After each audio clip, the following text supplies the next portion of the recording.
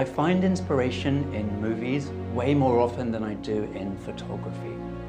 I can't watch, say, a movie Roger Deakins shot without constantly pausing to take screenshots. I just get this urge to understand how he puts together the achingly beautiful images he's famous for. How he balances a composition or how he chooses to light a scene. I just find cinematic photography enchanting, and I can't help but spend time decoding it. I pretty much learned photography this way, breaking down hundreds of screenshots and analyzing light setups, compositions, poses, and color choices. Do this often enough and you start noticing patterns. These screenshots all have one thing in common.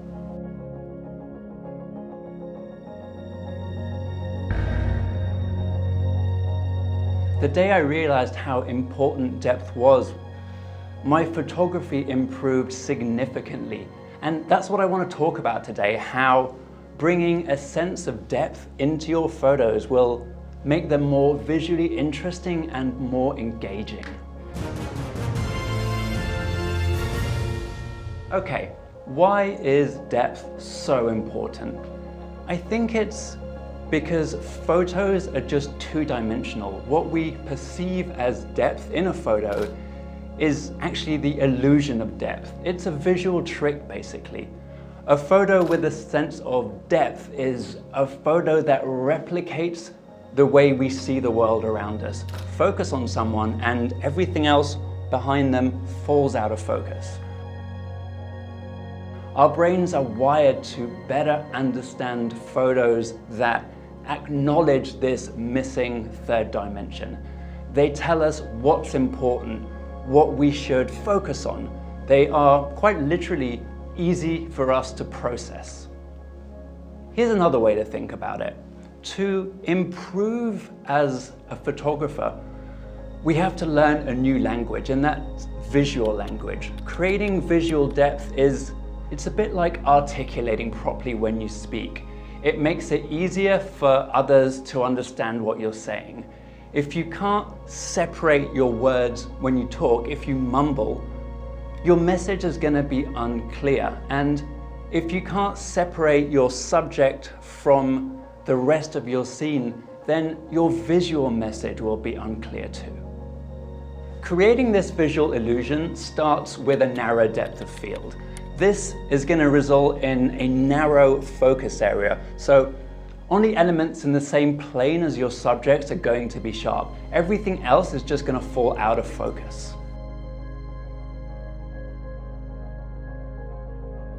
And look, there's no perfect setting here. It all depends on the context of your photo. But I've noticed I spend a lot of time between f1.4 and f2.8. Shooting wide open though, it's only part of the solution. You then need to think about composing in layers, placing elements from your scene in front and behind your subject. Layering elements it's how you take advantage of that shallow focus area.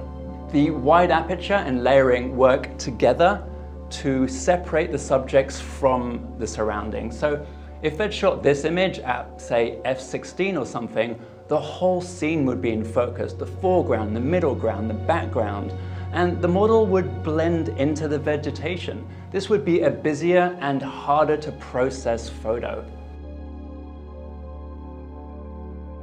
Lighting, of course, also impacts how a viewer is going to perceive the depth in your image. This is photography. Lighting affects everything in your composition. So if you don't control your lighting, you have very little control over your scene. Lighting directly towards your model, so from the camera, reduces the sense of depth in your scene because it removes the shadows in that scene.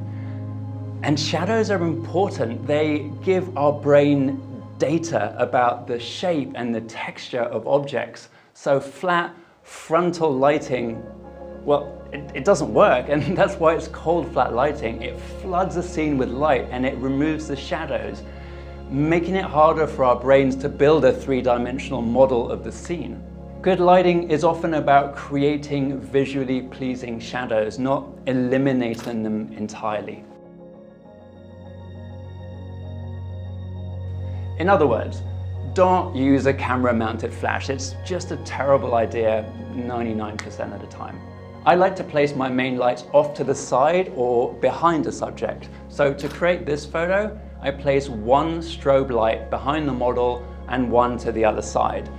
This type of light setup leaves a part of the model in shadow, and that creates interesting textures on their clothes, on their faces. There's one last visual trick to help bring a sense of depth into your photo, and it's by far my favorite: atmospheric effects. Atmospheric effects turn a normally invisible element, air, into a visible one. They're like a cheat code, basically, to create visually interesting photos.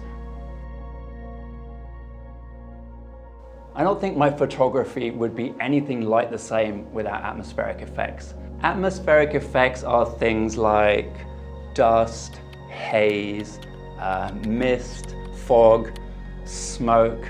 Pretty much any particles that stay suspended in the air can be used to create atmosphere. I use a few tools to create the atmosphere in my photos. There's these little smoke machines here, which are pretty good to fill a small room. I've got a larger smoke machine, which is great for outdoors if you can plug it in, and for much bigger spaces. And this gas-powered, slightly scary-looking contraption is for my outdoor shoots. There are a lot of products out there, but don't get overwhelmed. Just go and pick up a cheap smoke machine on Amazon or something and start playing around. The most common use case for atmosphere is subject separation. You know how when you look at a landscape photo, something like this, the elements in the distance look more desaturated and more decontrasted than the elements in the foreground. Well, that happens because of the volume of atmospheric particles that you have to look through. Our brains understand that when an object has these characteristics, it's a long way away. And using smoke machines recreates this visual effect, but over a much smaller distance. It desaturates the background of your scene so that the subject is more clearly visible. But subject separation is just the beginning of what you can do with atmospheric effects. Probably the most spectacular effect is volumetric lighting, aka light beams.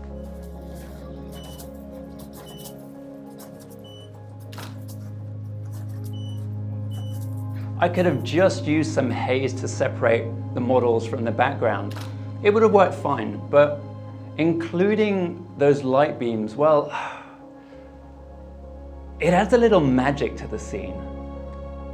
Light beams aren't just eye candy though, they can also be used as a compositional tool. In this image, I'm using the light beam to help frame the subjects within a triangle.